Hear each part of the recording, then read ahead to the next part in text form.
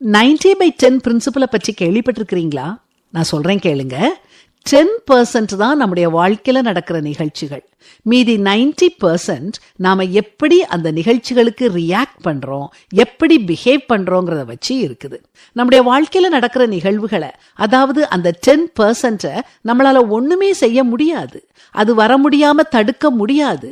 நாம போக வேண்டிய பஸ் லேட்டா வரலாம், டிராபிக் ஜாம் ஆகலாம். இது எதையுமே நம்மளால மாற்றி அமைக்க முடியாது. ஆனா நம்ம நடவடிக்கையை வெளிப்படுத்துற அந்த 90% நம்ம கண்ட்ரோலுக்குள்ளதான் இருக்குது. ஒரு உதாரணம் மூலமா சொல்றேன் கேளுங்க. உங்க மனைவி மகளோட நீங்க சேர்ந்து உட்கார்ந்து காலை சாப்பாடு சாப்பிட்டுக்கிட்டு இருக்கிறீங்க. உங்க மக தெரியாம மேஜை மேல இருக்கிற காஃபியை தட்டி விடுறா. காஃபி உங்க ஷர்ட் மேல கொட்டிருது. இது எதுவுமே நம்ம கண்ட்ரோலுக்குள்ள இல்ல. இப்போ இந்த சூழ்நிலையில நீங்க என்ன செய்வீங்க? ஒண்ணு நீங்க இப்படி செய்யலாம். உங்க மகளை சத்தம் போட்டு திட்டலாம். உடனே உங்க மக அழ ஆரம்பிக்கலாம். காஃபியை எதுக்கு மேஜை ஓரத்துல வச்சேன்னு உங்க ஒய்ஃபை திட்டலாம். உடனே உங்க 2 பேருக்குள்ளயும் ஒரு சின்ன வாய்ச்சண்டை ஆரம்பிக்கும். கோபத்தோட உங்க ரூமுக்கு போய் வேற சட்டைய மாத்திட்டு யார்கிட்டையும் சொல்லாம நீங்க ஆபீஸுக்கு கிளம்பி போகலாம்.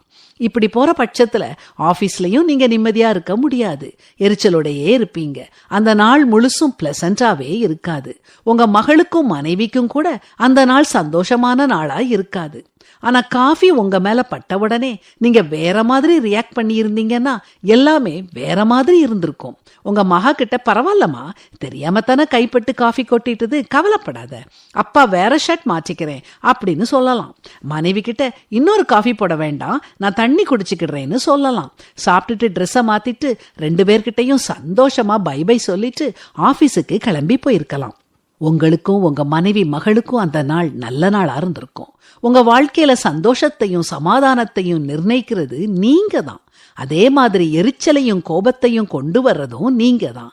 இப்போ உங்களுக்கு இந்த 90/10 கொள்கை புரிஞ்சிட்டது இல்லையா? இதத்தான் பைபிள்